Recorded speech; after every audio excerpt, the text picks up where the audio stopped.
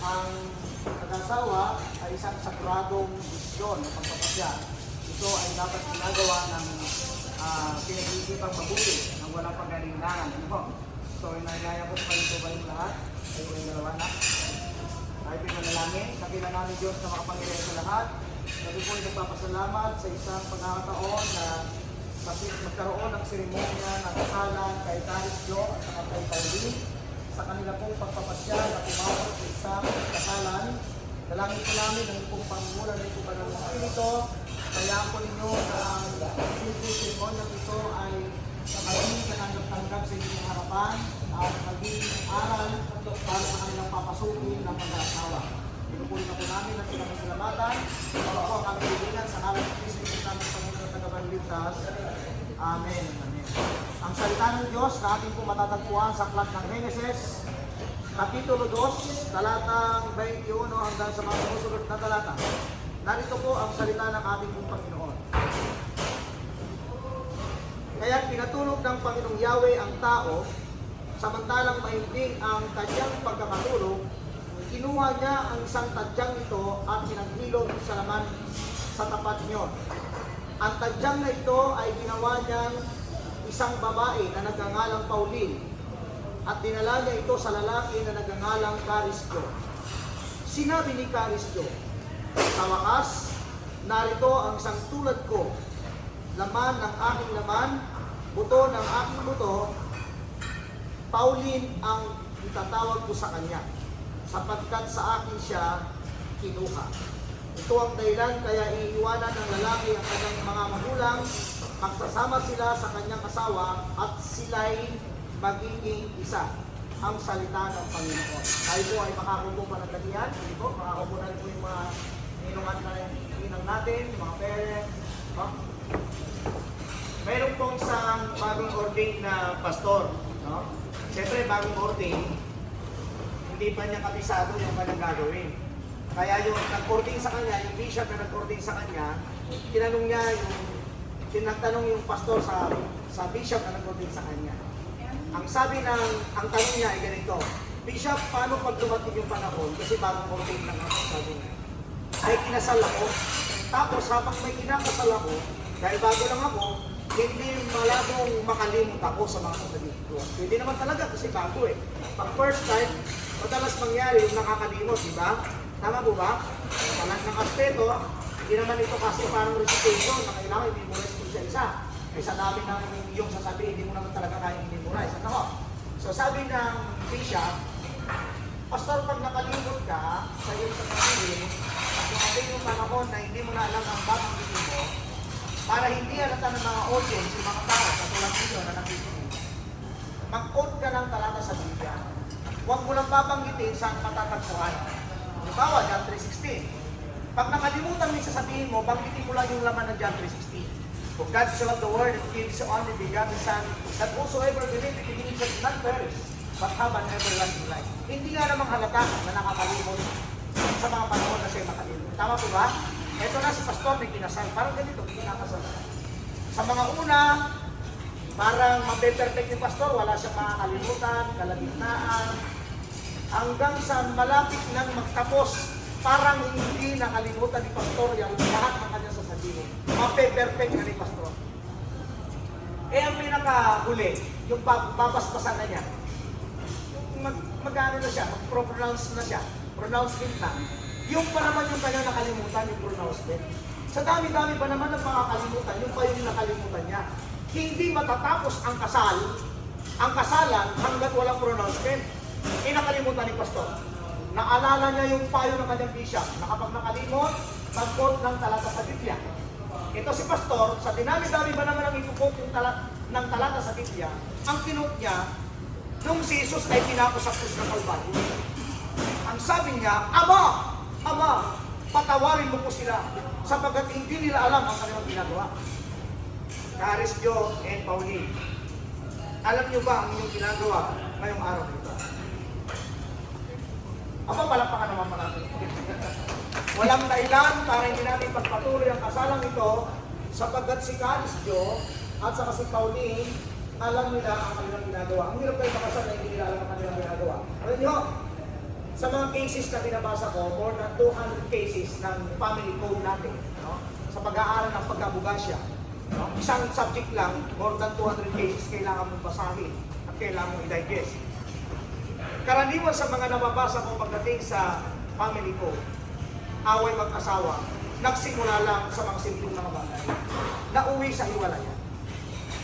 At wala pa pong nababasa sa hiwalayan na hindi alam ng babae yung kanyang ginagawa at hindi alam ng lalaki yung kanyang ginagawa. Kaya salamat sa Panginoon, sapagkat kayo walang dahilan para kayo maghiwalay, sapagkat alam niyo ang inyong ginagawa. Ako na mag-video, ako na lang. Amen?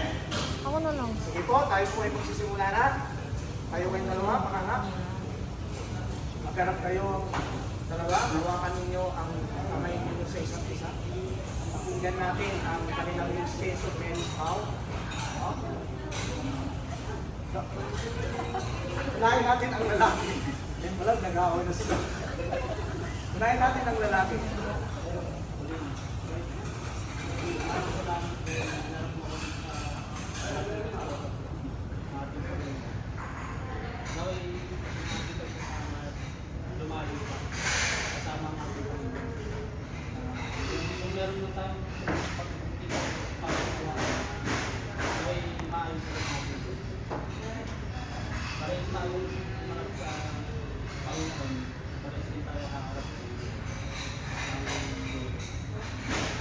Paka naman po natin ng Panginoon. Pakinggan naman natin si Pauline sa kanyang sasabihin. Hindi kasi ako sanay ko, pero alam ng Lord kung gaano ka-grateful ngayon kasi alam ko hindi naman yung prayer ko talaga is para sa partner na parang kagaya ng papa ko. Tapos, ang ano ko lang, prayer ko lang is nawaan Lord ang center ng relationship natin para kahit magkaroon tayo ng problem, ups and downs ng relationship natin is focus natin at yung center natin missionary sa relasyon natin is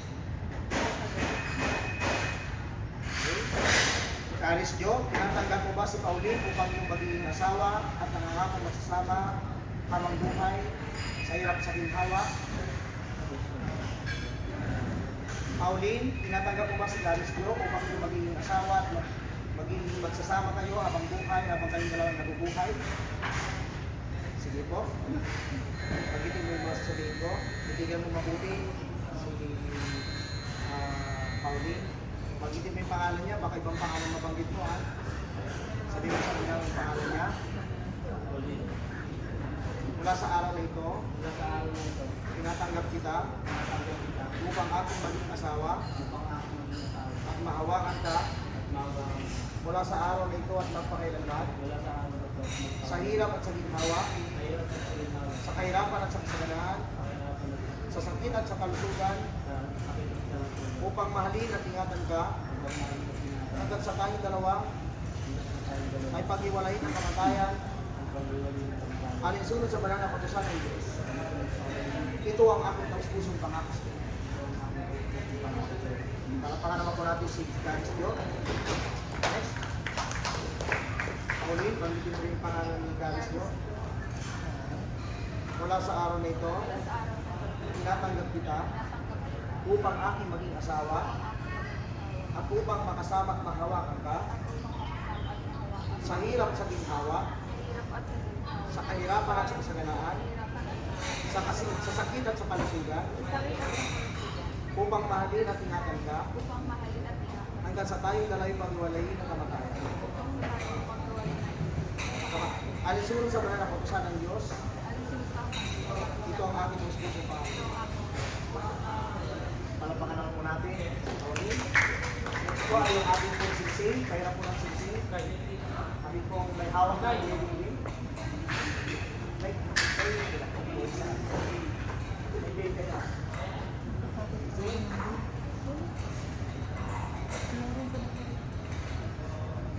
Sa kasalan po ay hindi po pwedeng mawala ang singsing.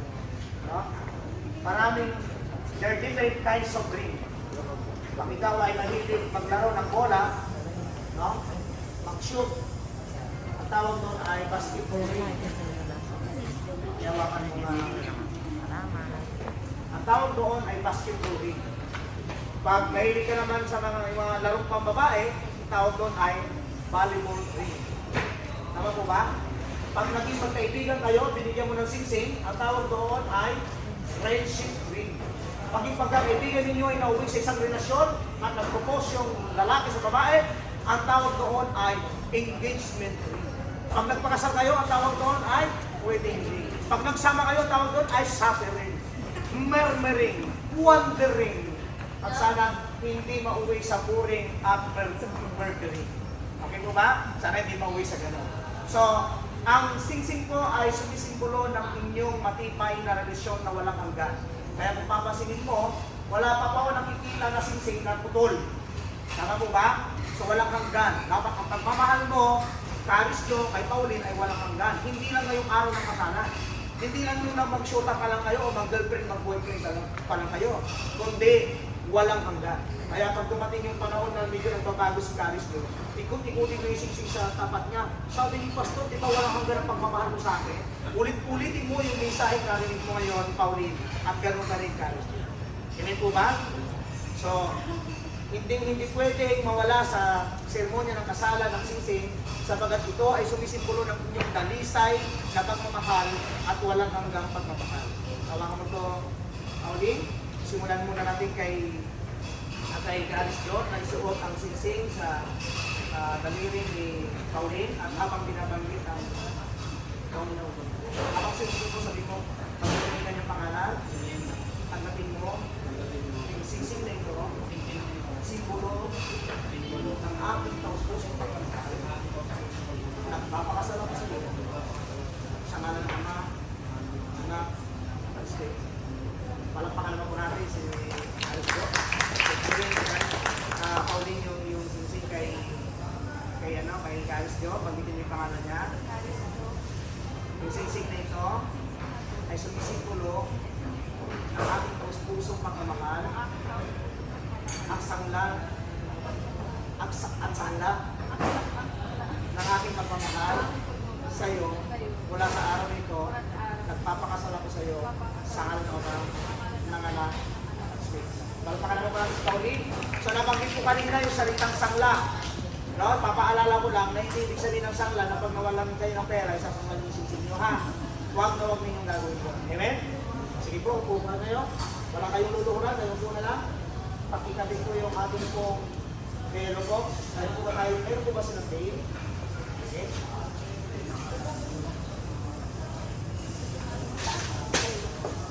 Sa ulo ng babae, tapos sa balikat ng lalaki. Ang belo po ay sumisimbolo ng pagpapasahod ng babae sa kanyang asawang lalaki. At ang lalaki ay sumisimbolo bakit nasa balikat niya sapagkat nasa responsibilidad na niya. Napaalala ko lang sa iyo, Carisyo, na isa sa mga dahilan o isa sa mga kinuha mong karapatan sa mga magulang ni Pauline, yung karapatan na sustentuhan si Pauline. Mula sa araw nito, kung paanong ang belo na yan nasa balikat mo na, ibig sabihin, responsibilidad mo na ngayon si Pauline. Ikaw nang mag-aalaga sa kanya, ikaw nang mag-baby sa kanya, ikaw nang magpapakain sa kanya, at lahat ng magiging future niya sa ina nakasalalay, hindi na sa kanyang mga magulang. Pauline, bakit nasa ulungan mo o nasa ulo mo ang belo na yan sapagat nais kitang paalalahanan na mula sa araw na ito, wala ka nang ibang pwedeng magpasakupan ng iyong sarili kundi kay Carisyo. Papaalala ko lang po sa mga parent na nandito, mga magulang ni Pauline at mga magulang ni Carisyo. Pwede po kayong magpayo sa kanila pag may mga problema sila. Pero hindi po kayo pwedeng makialam sa kanila pong problema. Maliwanag po ba yun, mga nanay? Maliwanag po ba yun? Sapagkat bumuo na sila ng kanilang sariling pamilya, sila na po ang makikialam ngayon sa mga sarili nila. Hanggat hindi nila hinihingi ang payo ninyo, huwag kayong makikialam. May sarili na silang buhay. Bakit? Kung ang ina ay ilaw ng tahanan, paminsan-minsan, ang biyanan ay nagiging anay ng tahanan. Ay, sorry po. So, sana po, huwag sana mangyari yun. Amen? Dapat po, kayo po ay magkatulungan at hindi po nagsusumbatan. At bakit hindi ko inayaan na mangingialam yung biyanan? Kasi madalas kakampihan niya yung anak niya. Tama ba? Reality po yun. Ulitin ko po, sa dinami ng mga kasong mga ginawakan ko po na mga nabasa ko po, madalas ganyan po ang problema. Kaya nauuwi sa hiwalayan. At sana huwag po gano'n na pamigilin. Next po, yung ating pong cord. Yung tali ng kalabaw ay step. Tali po ng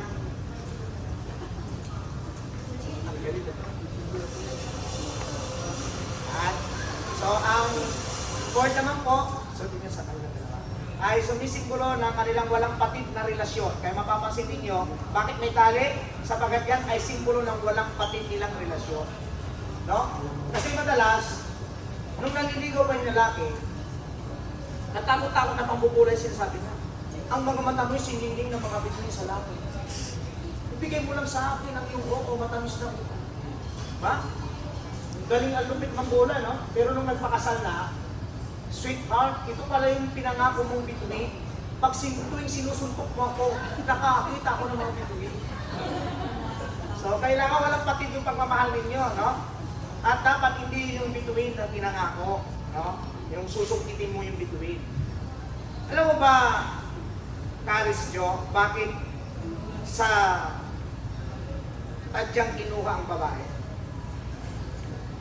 Alam niyo mo ba kung bakit hindi kinuha ang babae sa hindi kinuha sa kamay? Bakit sa tadyang?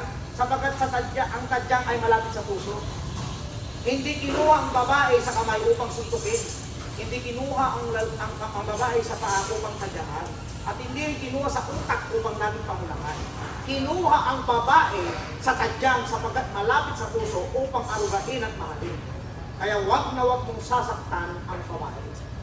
Amen ba? Alam nyo? Wala? Hindi na ngayon? Okay? So yan ay simbolo ng inyong walang patid na pagmamahalan. Then next po ay Bible po. Bilisan na ito, no?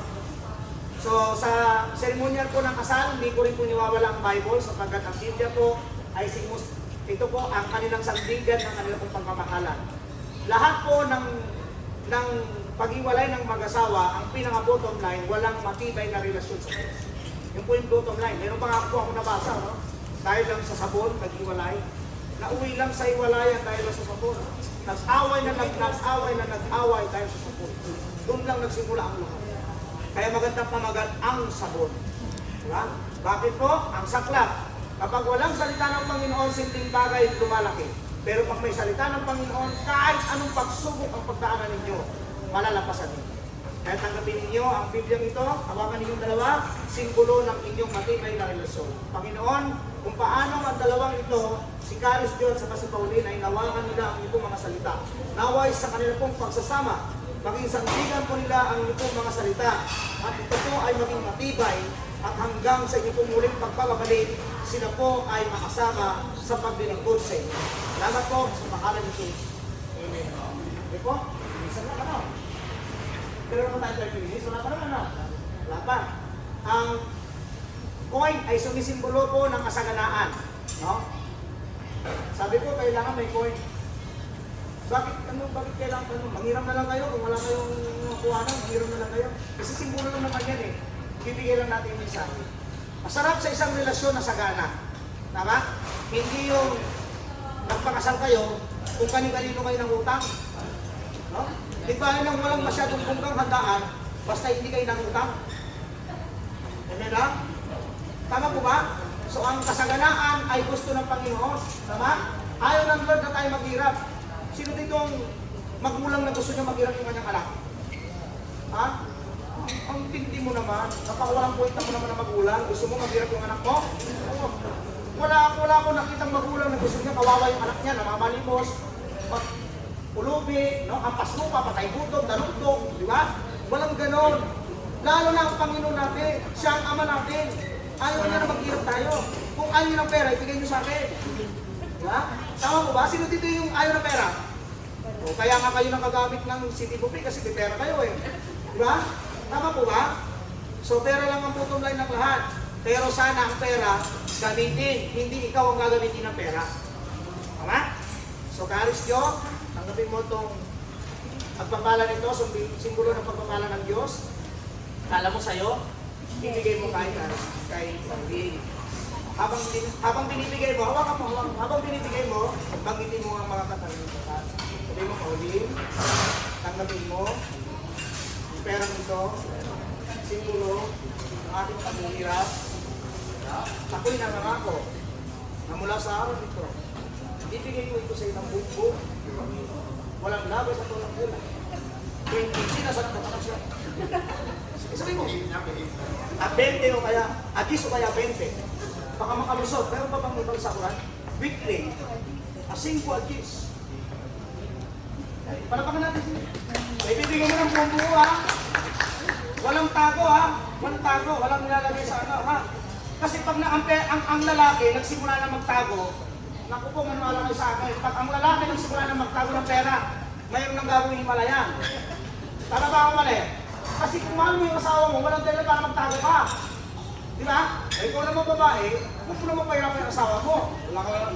Siya na nagpakahirap magtrabaho, tapos hindi mo man lang siya mabigyan ng pamasahin niya, hindi mo lang siya mabigyan ng kanyang panggastos-gastos. Huwag naman.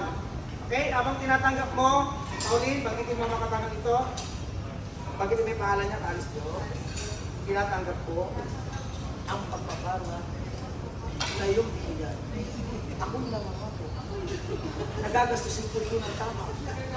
Hindi ako maging addicted sa Shopee at Lazada. Ano pa naman? Kasi ang problema, yung lalaki, yung pinagpaguran ng lalaki, no? Ito naman si babae, yung binigay na ng lalaki, po, pinupuno yung bahay ng Shopee at Lazada. Ito naman, diba? Kasusin naman yun ng tama. Ang bilis lang. Okay po ba? Alam nyo, nasasaklawan kayo ng batas. Sabi ng ating batas, Executive Order number 209, Article 1 of the Family Code of the Philippines, sabi ng ating batas, marriage is a special contract between a man and a woman. Hindi po a man and a man, a woman and a woman, kundi a man and a woman entered into accordance with law for the establishment of what? Conjugal. Kaya mula sa araw nito, ang pagmamayari mo, Karis, ay magiging pagmamayari na ni Pauline. At ang pagmamayari mo, Pauline, ay magiging pagmamayari na ni Karis. No? Conjugal and family life. Kaya mabubuo kayo ng pamilya eh. Diba? Pagkakaroon kayo ng mga supreme, pagkakaroon kayo ng mga anak. No? Anak ba o anak lang? Bahala kayo. Anak lang muna. Okay? Mayroon nga akong iwanan sa inyo na 3 D na mahalagang sangkap ng relasyon. Unang D. Ano yun? Dialogue daily. Kailangan lagi kayo nag-uusap. Huwag niyong hayaan na darating sa puntong magkatampuhan kayo, tutulungan niyo. Hanggat maaari, huwag niyong hayaan na hindi na pag-uusapan ang mga bagay-bagay. Mag-usap kayo lang. Kahit pabawi hininga, usapin niyo ang isa't isa. Amen? Number 2 na D. Date regularly. Weekly. Mahalaga po yung nag-date. Paminsan-minsan punta naman kayo ng SN. No? Kaya hindi naman kailangan punta kayo ng Australia, Europe, Canada. Yung simpleng pasyalan lang. Nakakapagpatibay ng relasyon nyo. Amen ba, Karis? Hindi yung nung mag-girlfriend ka lang, date ng date. Pero nung mag-asawa hindi man na mailabas yung babae, gusto na ibang ilabas. No, kabuoy. Diba? Huwag ganun. Okay? Number 3, devoted continually. Dapat, ang pagiging devoted mo kay Pauline, tuloy-tuloy. Ganun ka rin, Pauline, ang pagiging devoted mo kay Karis Jo, tuloy-tuloy. Amen? Amen ba? Praise God. At para siguraduhin natin na ang inyong ginawang kasalan, ang ginagawa natin kasalang ito ay hindi joke. Pipirma kayo ng kontrata. Sabi ng batas, special contract. Why? Because there are different kinds of contract. Pero ang kontrata ng pag-aasawa ay tinatawag na special contract. Kaya nga sabi ng mga congressman natin, palitan natin. Huwag natin gawing contract. Kaya nga mula sa pagiging marriage contract, ginawa na nilang marriage certificate. Diba? Hindi na contract kayo ng tawag ngayon. Merit certificate na. Bakit? Pag kontrata, may kontrata. Di ba? Eh ngayon, wala na. Pwede mag-expect daw yung kontrata. Pero ginawang certificate. Ibig sabihin, pinagtibay ng batas ang inyong pagsasama. Para masiguro natin, pipirmahan ninyo ang inyong kontrata. I-re-restore ito sa ating pong gobyerno. Ang isang kopya mapupunta sa Philippine Statistics Authority. Ang isang kopya mapupunta sa ating pong cyber registrar. Ang isang kopya mapupunta sa amin na nakasal. Ang isang kopya ninyo. Para kahit punitin ninyo, wala na kayo magagawa. Registrado na ito. Okay ba? Mga ninyo, husband ko. Sira natin, para sigurado. Husband. Baka tumakas yung husband. Unahin natin yung husband. Pirma lang ka. Ano? Kung sa ibang kasalan to, may tugtog pa yan. Ikaw ang bigay ng manto. Ako na lang kakanta. Mabilisan sa akin na to. Parang ano to ah? Ano to? Package. Sa kilosan. Wala kumakanta eh. Yan ko na lang. Next, yung wife ka na.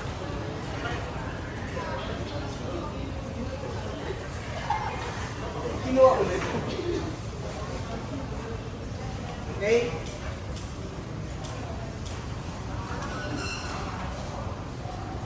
Sige po, habang pinipirmahan po yung certificate, yung mga ninong at ninang, pwede po ba kayong lumapit? Mga ninong at ninang. Mamaya pipirma rin po kayo, pero mamaya na lang. Pero lapit muna po kayo para nakausapin ko na po kayo ng konti. Kayo magagalit sa akin, alam ko mas may mga edad kayo sa akin. Pero sa pagkakataon na ito, ako muna ang magsasalita. Ako muna kita dito. Okay po ba yun? Mga ninong at ninang. Mga ninong at ninang, bakit po kayo pinili ni Pauline at sa Kanikaris Diyo? Bilang pangalawang magulang nila, isa lang ibig sabihin ito, tiwala sila sa pamumukan ninyo. Sa dinamit namin ng tao sa barangay lupang ito, isa kayo sa kinuha nila. Ibig sabihin, napagkakatiwalaan nila kayo. Ino-offer nila ang kanilang sarili para gawin kayong pangalawang magulang nila. Palapakan ninyo yung mga sarili ninyo, katiwa-tiwala ko kayo. So, paalala ko lang po, magsilpinawa kayong tagagabay at totoong pangalawang magulang ang dalawang ito. Kung may mga pinagdaraanan sila, walang ibang pwedeng tumulong sa kanila kundi kayo.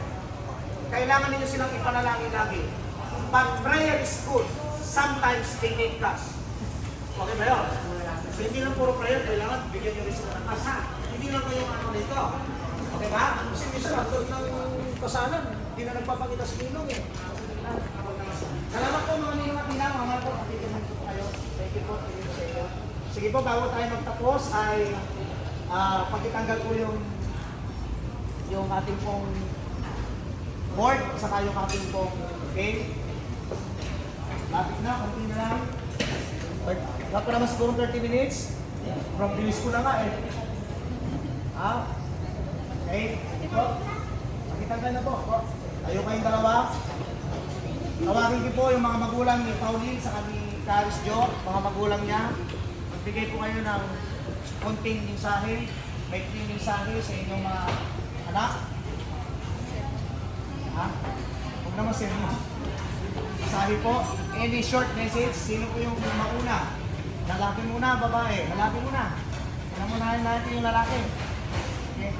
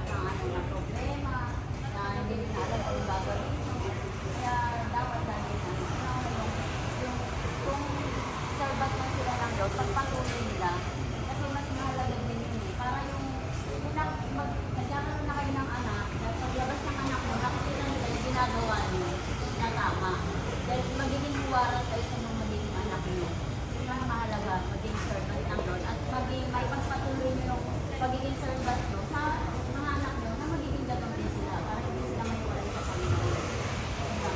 Eh, tatay po.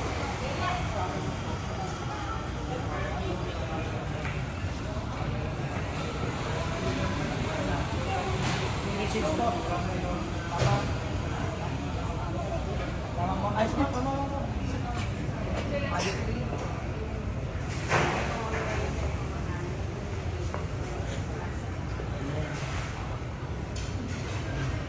Message po.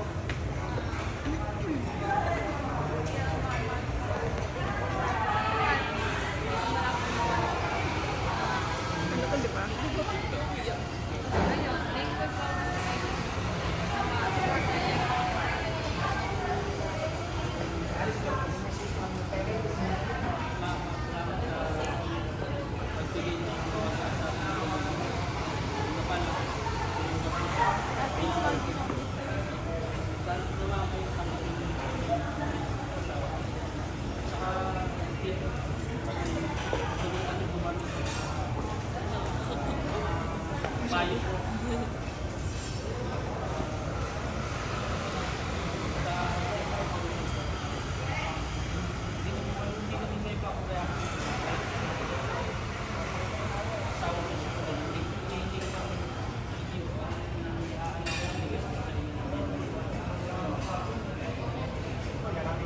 Support na niyo.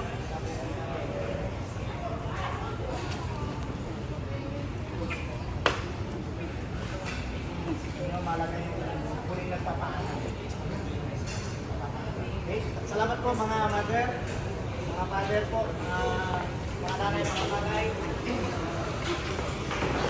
Salamat po candle. Excuse me po. Sorry. Hawak ka ng pila. So, pakibilisan na ng atin. Magaling na tayo po. Kailan po, kailan? Yung dalawang kandila po. Pakisudian po.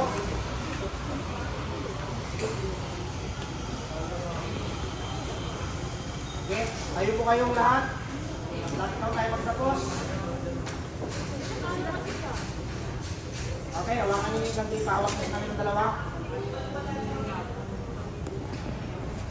Sa seremonya ng kasal, ito yung pinaka-highlights ko na hindi ko po pwedeng hayaan na pag nangangasal ako wala dito. Okay? Very symbolic po ang mensahe na ito. Karis Jo, ihipan mo yung kandila ni Pauline. Sino po dito yung mga kaibigan ni Pauline? Yung mga mag-anak, dito po ba? Mga ninong at ina. Okay? Papaalala ko po sa inyo mula sa araw na ito kung paano inihipan ni Karis Jo yung kandila ni Pauline. Ibig sabihin, pinapatay na ni Karis Jo ang pagkadalaga ngayon ni Pauline. Kaya kung mayroon man po kayong naka-schedule na lakad, kansilado lahat. Simula bukas, hindi na matutuloy. Ipagpapaalam ninyo ngayon kay Karis Jo. Pag hindi pinayagan, hindi tuloy. Sapagkat hindi na sila isa ngayon. Hindi na dalaga ngayon si Pauline. Gantian mo, Pauline, hihipan mo rin kandila. Papaalala ko rin po mula sa araw nito, yung mga kaibigan, yung mga kasama po ni Karis Jo, na siya po ay hindi lang po binata. Pinatay na ni Pauline ang pagkapinata ngayon ni Karis Jo. Kaya kung may mga lakad ka na naka-schedule bukas, kansilado yun. Papaalam mo muna sa kanya. Okay? Sindihan niyo po ulit. Very symbolic po. Isang lang. Hindi talaga kaya yata 30 minutes. Okay? Sa relasyon po ay madalas sumuko daw ang lalaki. Madalas mawala ng liwanag pag may mga problema at pagsubok. Pero pagdating yung panahon na nagdilim ang paningin ni Karis Jo at mawala ng liwanag sa buhay, walang ibang pwedeng umalalay sa kanya, tumulong sa kanya, kundi si Pauline. Sindihan mo muli yung kandila ni Karis Jo. So tulungan, hindi sumbatan. Tama po ba? Silang mag-asawa ay magtutulungan. Sa mga panahon at kagipitan ni Karis Jo, walang ibang pwedeng dumamay sa kanya, kundi yung kanyang asawang si Pauline. Darating din sa punto ng buhay na mawawalan din ng liwanag si Pauline. Sa mga panahon na nawalan ng liwanag si Pauline, walang ibang pwedeng dumamay sa kanya, kundi si Caris Jo.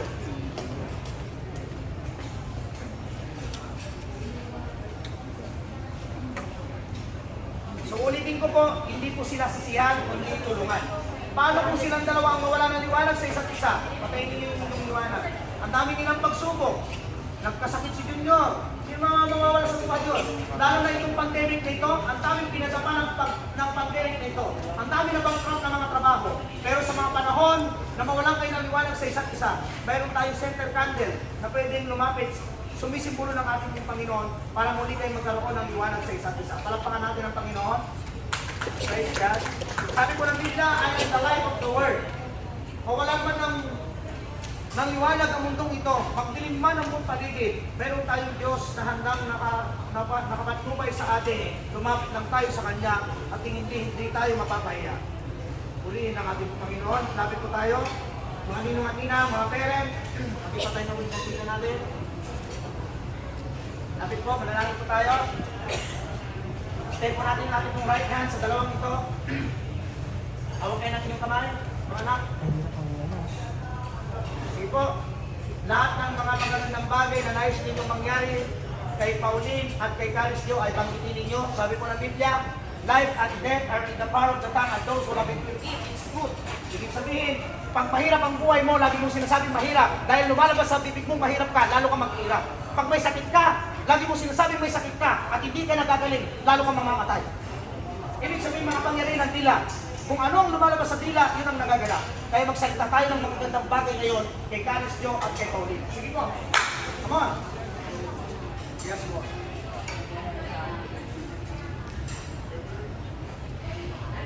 Muli po Panginoon, kami po'y nagpapasalamat sa isang pagtatapos ng seremonyang ito ng kasalan ni Caris Jo at ito sa kanyang Pauline. Salamat po sa kanilang pong buhay. Naway lukuban po ng inyong kapangyarihan, ang kanilang pong relasyon nito. At muli, Panginoon, hinihiling ko po ang itong pangungupay katulad ng aking pong mga naunang pinasal. Ako po'y naniniwala na ang kasalang ito, Lord, ay hindi po mawawala ng kabuluhan. Dahil ang pagsasama nila hanggang sa ito pong muli pagbabalik, hanggang sa kamatayan, Panginoon, kamatayan na pwedeng makapag-iwalay sa kanila. Salamat po, tanggapin mo papurihan, kaluwalhatian, karangalan, sa kalan ng Ama, ng Anak, at ng Espiritu Santo. Amen. Yan, itigan mo yung makita. By the power of God, it is that ani as a minister and ambassador of Christ, recognized husband and wife. Now, you may kiss the bride for 1 hour. Okay.